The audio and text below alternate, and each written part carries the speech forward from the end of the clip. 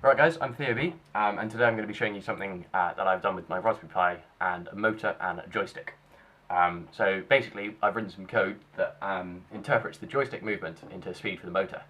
Okay, first let's have a quick run through the parts.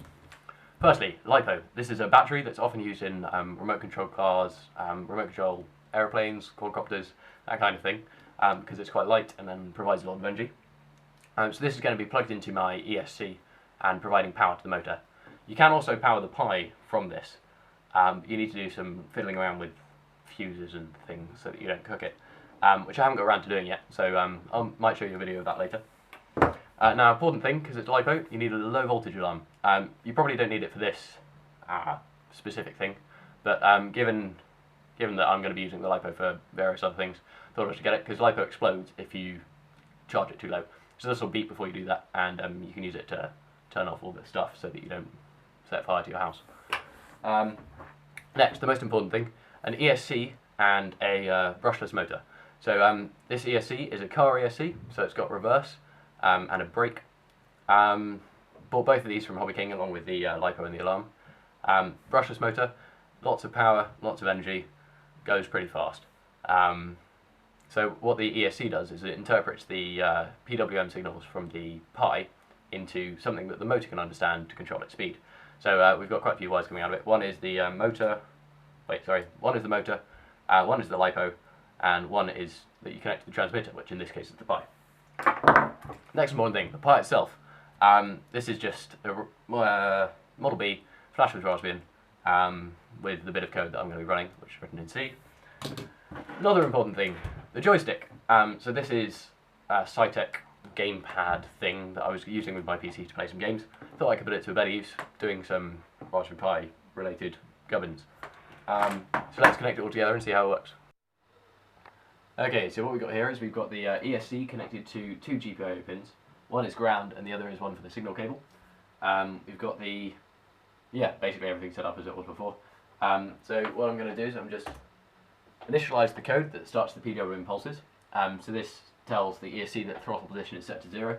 Now I just plug in the battery, and away we go.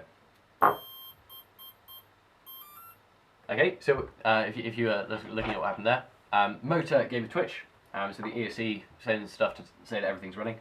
Then the ESC played a long beep to say that it detected neutral throttle position. 3 beeps, which is for the cell number of my LiPo, and then a little happy tone that says everything's working. Okay, so the code is running.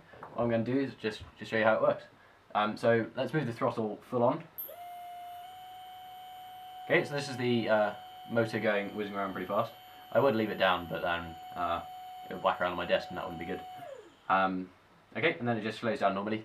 For reverse. And then some fiddling around in between. Now, because this is a car ESC, it's got a brake function, which means that if you wham the throttle full on and then right back down, then the motor stops suddenly. And again, if I leave this on my desk, it'll bonk around and probably break the motor, which is never really a good thing. It's quite robust, but who cares? So that's full on.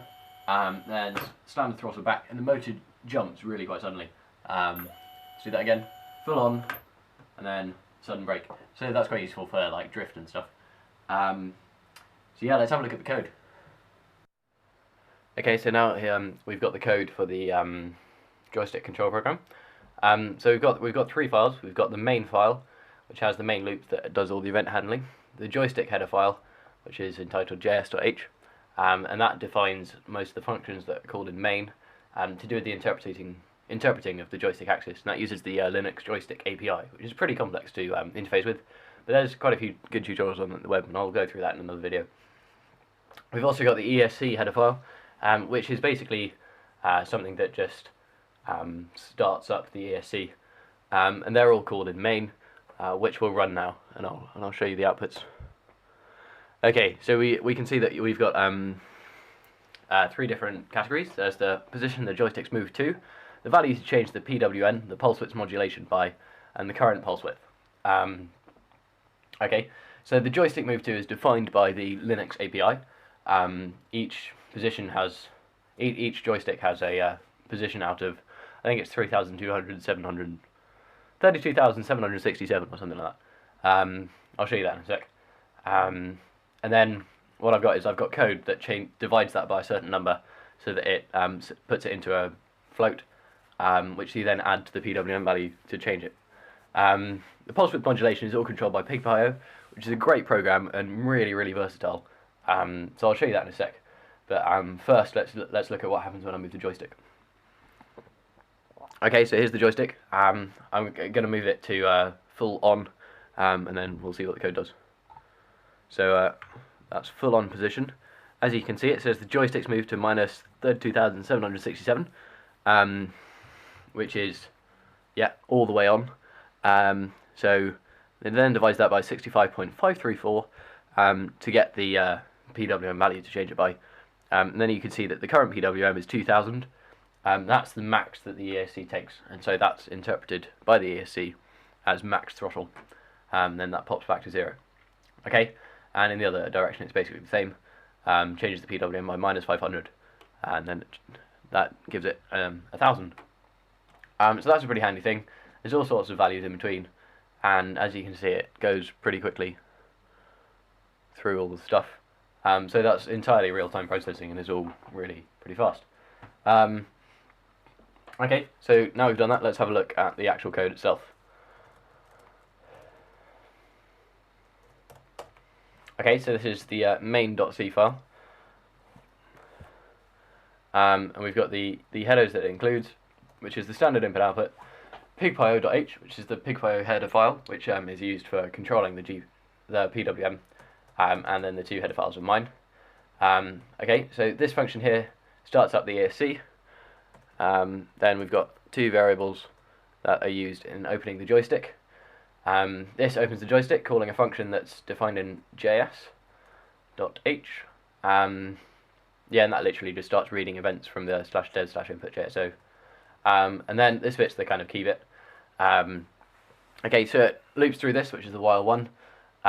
While it's reading bytes from the joystick, which is this statement, you then, if the joystick number, which is the number of the axes that's been moved, which in this case is 1, it depends on your joystick entirely what this is, you'll have to play around and see what it is.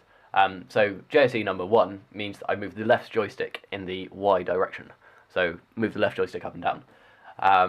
So if it's that joystick that moves, change the value of JSE. Sorry, that's incorrect. There's a variable called change, which is in the esc.h header file, which you change to JSE value divided by 65.34. JSE value is something that's in the API. So really, yeah, it's the number from from minus 32,767 to positive that.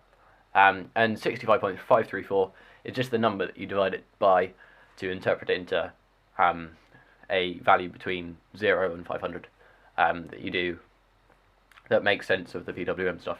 Then you change that to PWM, and then it prints all the stuff that we've seen later. I've actually commented out the line that actually changes the PWM, because I didn't want to be sending the motor spinning around on my desk. But if we uncomment this now, it'll all go back to working.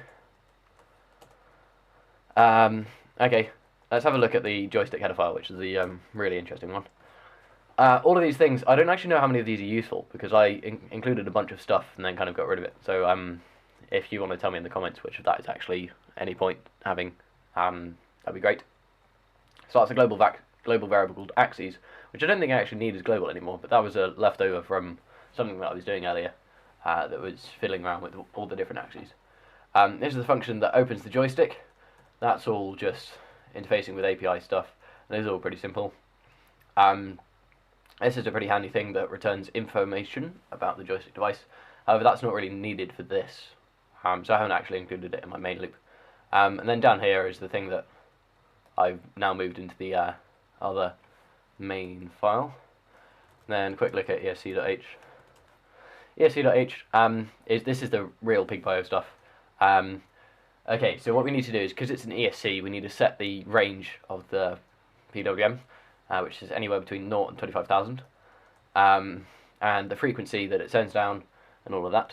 So those two are things that you use for initializing the PWM itself when you start PigPio.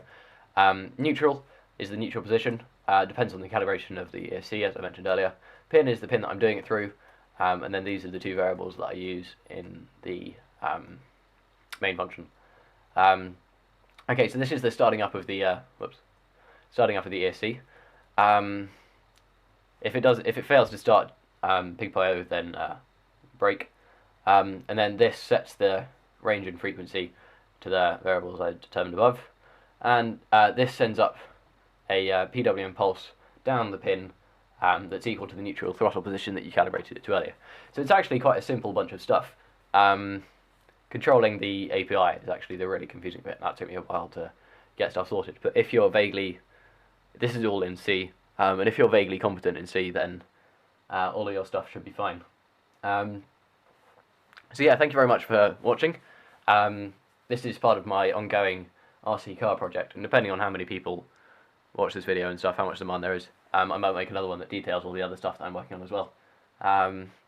Yeah, until next time, thanks very much for watching.